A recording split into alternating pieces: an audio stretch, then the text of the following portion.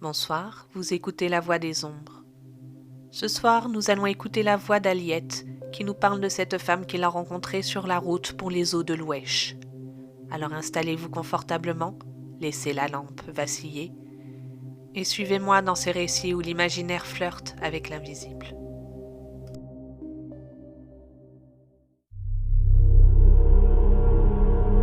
Chapitre 11. Le bracelet de cheveux. Mon cher abbé, dit Aliette, j'ai la plus grande estime pour vous et la plus grande vénération pour Cazotte. J'admets parfaitement l'influence de votre mauvais génie. Mais il y a une chose que vous oubliez et dont je suis moi un exemple. C'est que la mort ne tue pas la vie. La mort n'est qu'un mode de transformation du corps humain. La mort tue la mémoire, voilà tout. Si la mémoire ne mourait pas, chacun se souviendrait de toutes les pérégrinations de son âme depuis le commencement du monde jusqu'à nous. La pierre philosophale n'est pas autre chose que ce secret. C'est ce secret qu'avait trouvé Pythagore et qu'ont retrouvé le comte de Saint-Germain et Cagliostro. C'est ce secret que je possède à mon tour et qui fait que mon corps mourra, comme je me rappelle positivement que cela lui est déjà arrivé 4 ou 5 fois, et encore. Quand je dis que mon corps mourra, je me trompe. Il y a certains corps qui ne meurent pas et je suis de cela. Monsieur Aliette, dit le docteur, voulez-vous d'avance me donner une permission ? Laquelle ? C'est de faire ouvrir votre tombeau 1 mois après votre mort. 1 mois, 2 mois, 1 an, 10 ans, quand vous voudrez, docteur. Seulement prenez vos précautions, car le mal que vous ferez à mon cadavre pourrait nuire à l'autre corps dans lequel mon âme serait entrée. Ainsi vous croyez à cette folie ? Je suis payé pour y croire, j'ai vu. Qu'avez-vous vu ? Un de ces morts vivants ? Oui. Voyons, monsieur Aliette, puisque chacun a raconté son histoire, racontez aussi la vôtre. Il serait curieux que ce fût la plus vraisemblable de la société. Vraisemblable ou non, docteur, la voici dans toute sa vérité. J'allais de Strasbourg aux eaux de l'Ouesh. Vous connaissez la route, docteur ? Non, mais n'importe, allez toujours. J'allais donc de Strasbourg aux eaux de l'Ouesh, et je passais naturellement par Bâle, où je devais quitter la voiture publique pour prendre un voiturin. Arrivé à l'hôtel de la Couronne, que l'on m'avait recommandé, je m'enquis d'une voiture et d'un voiturin, priant mon hôte de s'informer si quelqu'un dans la ville n'était point en disposition de faire la même route que moi. Alors il était chargé de proposer à cette même personne une association qui devait naturellement rendre à la fois la route plus agréable et moins coûteuse. Le soir, il revint, ayant trouvé ce que je demandais.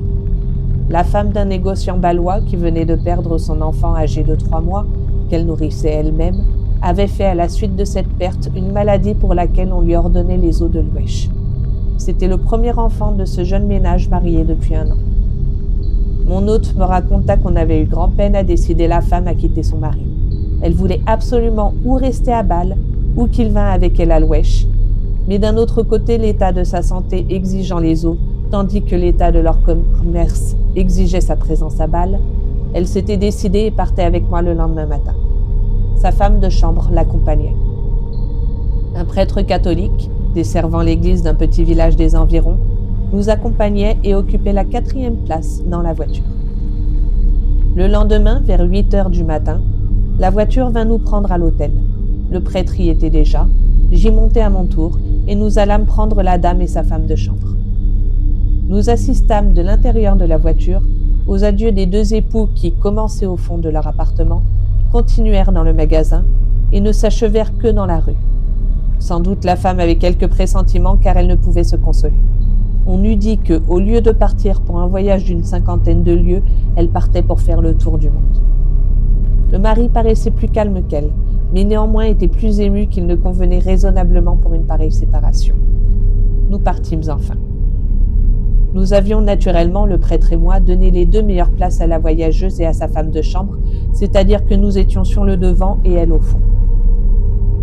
Nous prîmes la route de Soleure, et le premier jour, nous allâmes coucher à Mundischwil. Toute la journée, notre compagne avait été tourmentée, inquiète. Le soir, ayant vu passer une voiture de retour, elle voulait reprendre le chemin de Bâle. Sa femme de chambre parvint cependant à la décider à continuer la route. Le lendemain, nous nous mîmes en route vers 9 heures du matin. La journée était courte. Nous ne comptions pas aller plus loin que Soleure. Vers le soir, et comme nous commencions d'apercevoir la ville, notre malade tressaillit. « Ah !» dit-elle. « Arrêtez, on court après nous !» Je me penchai hors de la portière. « Vous vous trompez, madame, répondis-je. La route est parfaitement vide. »« C'est étrange, insista-t-elle. J'entends le galop d'un cheval. » Je crus avoir mal vu. Je sortis plus avant hors de la voiture. « Personne, madame, lui dis-je. » Elle regarda elle-même et vit comme moi la route déserte. « Je m'étais trompée, dit-elle en se rejetant au fond de la voiture. Et elle ferma les yeux comme une femme qui veut concentrer sa pensée en elle-même. Le lendemain, nous partîmes à 5 heures du matin. Cette fois, la journée était longue. Notre conducteur vint coucher à Berne. À la même heure que la veille, c'est-à-dire vers 5 heures, notre compagne sortit d'une espèce de sommeil où elle était et étendant les bras vers le cocher. « Conducteur, dit-elle, arrêtez, cette fois j'en suis sûre, on court après nous. »« Madame se trompe, répondit le cocher. Je ne vois que les 3 paysans qui viennent de nous croiser et qui suivent tranquillement leur chemin. Oh, mais j'entends le galop du cheval. » Ces paroles étaient dites avec une telle conviction que je ne pus m'empêcher de regarder derrière nous. Comme la veille, la route était absolument déserte. « C'est impossible, madame, répondis-je. Je ne vois pas de cavalier. »« Comment se fait-il que vous ne voyez point de cavalier puisque je vois, moi, l'ombre d'un homme et d'un cheval ?» Je regardai dans la direction de sa main et je vis en effet l'ombre d'un cheval et d'un cavalier. Mais je cherchais inutilement les corps auxquels les ombres appartenaient. Je fis remarquer cet étrange phénomène au prêtre qui se signa. Peu à peu, cette ombre s'éclaircit, devint d'instant en instant moins visible et enfin disparut tout à fait. Nous entrâmes à Berne. Tous ces présages paraissaient fatals à la pauvre femme. Elle disait sans cesse qu'elle voulait retourner, et cependant elle continuait son chemin. Soit inquiétude morale, soit progrès naturel de la maladie, en arrivant à Tain, la malade se trouva si souffrante qu'il lui fallut continuer son chemin en litière. Ce fut ainsi qu'elle traversa le Kandertal et le Gemmi. En arrivant à Loesch, un érésipile se déclara et pendant plus d'1 mois, elle fut sourde et aveugle. Au reste, ses pressentiments ne l'avaient pas trompée. À peine avait-elle fait 20 lieues que son mari avait été pris d'une fièvre cérébrale. La maladie avait fait des progrès si rapides que le même jour, sentant la gravité de son état, il avait envoyé un homme à cheval pour prévenir sa femme et l'inviter à revenir.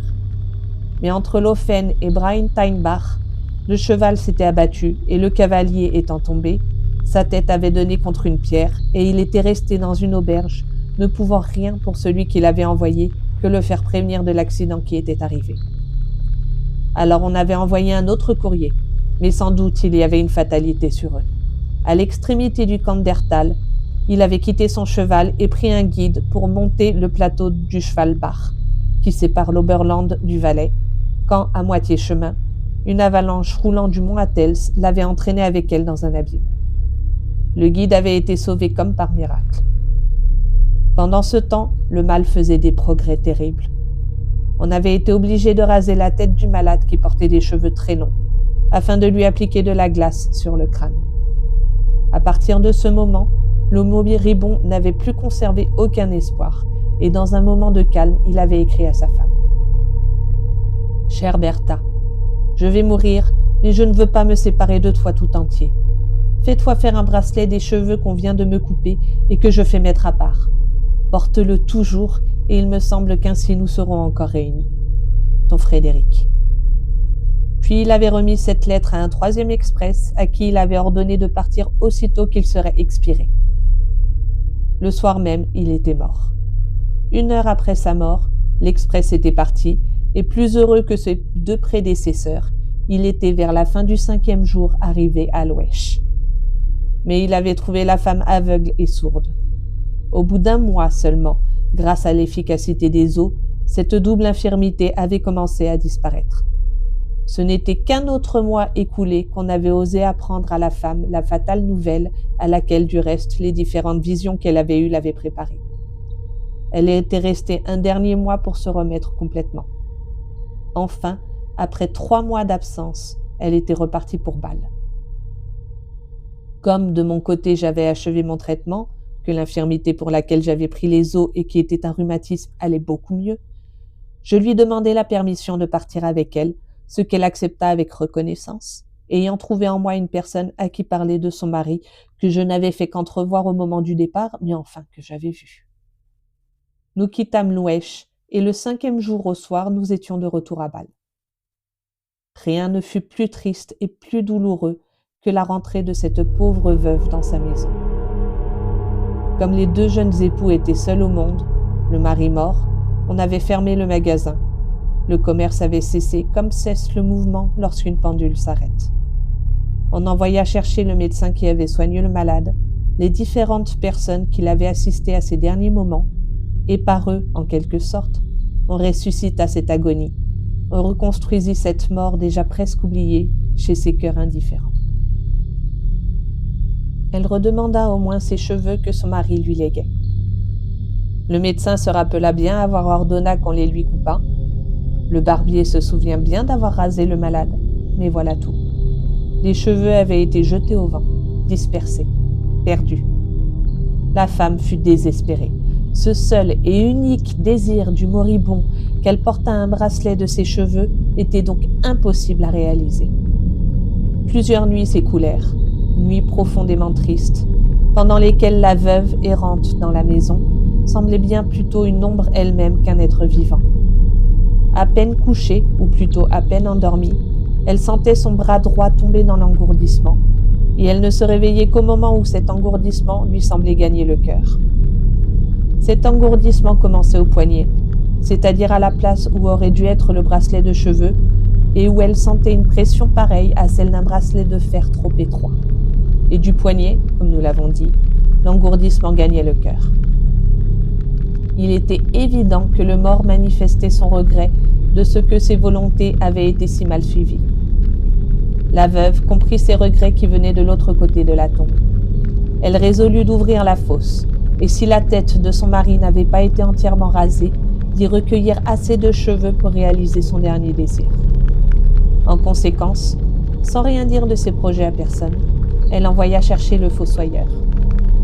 Mais le fossoyeur qui avait enterré son mari était mort. Le nouveau fossoyeur, entré en service depuis 15 jours seulement, ne savait pas où était la tombe.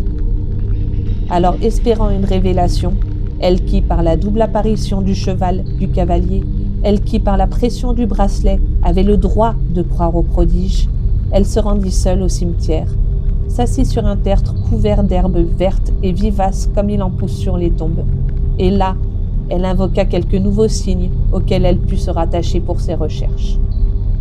Une danse macabre était peinte sur le mur de ce cimetière. Ses yeux s'arrêtèrent sur la mort et se fixèrent longtemps sur cette figure railleuse et terrible à la fois.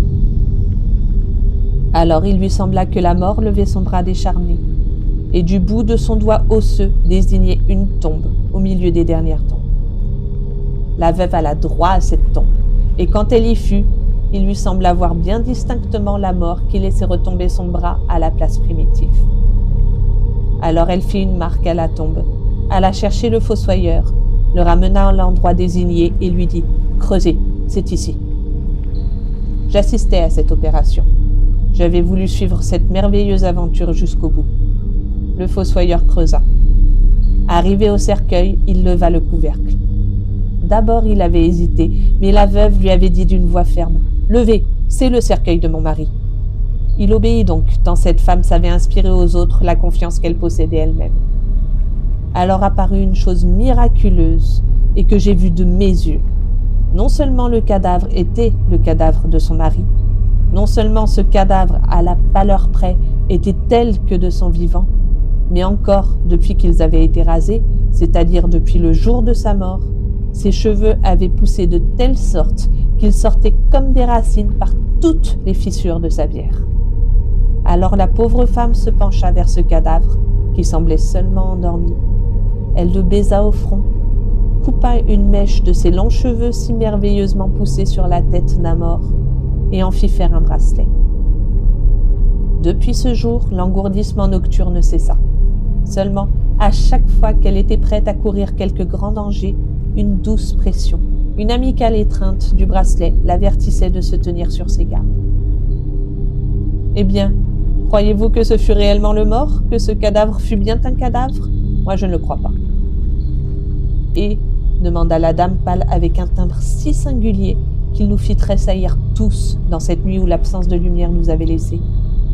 Vous n'avez pas entendu dire que ce cadavre fût jamais sorti du tombeau? Vous n'avez pas entendu dire que personne eût eu à souffrir de sa vue et de son contact? Non, dit Aliette, j'ai quitté le pays. Ah, dit le docteur, vous avez tort, monsieur Aliette, d'être de si facile composition. Voici madame Grigoriska qui était toute prête à faire de votre bon marchand de Bâle en Suisse un vampire polonais, valaque ou hongrois. Est-ce que pendant votre séjour dans les monts Carpates, continua en riant le docteur, est-ce que par hasard vous auriez vu des vampires? Écoutez, dit la dame pâle avec une étrange solennité, puisque tout le monde ici a raconté une histoire, j'en veux raconter une aussi. Docteur, vous ne direz pas que l'histoire n'est pas vraie, c'est la mienne. Vous allez savoir pourquoi je suis si pâle.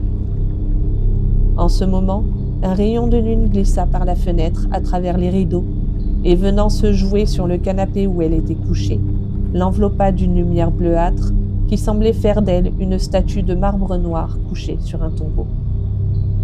Pas une voix n'accueillit la proposition, mais le silence profond qui régna dans le salon annonça que chacun attendait avec anxiété.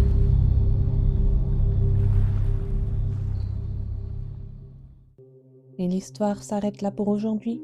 Les esprits se taisent pour ce soir, mais qui sait ce que la nuit nous réserve.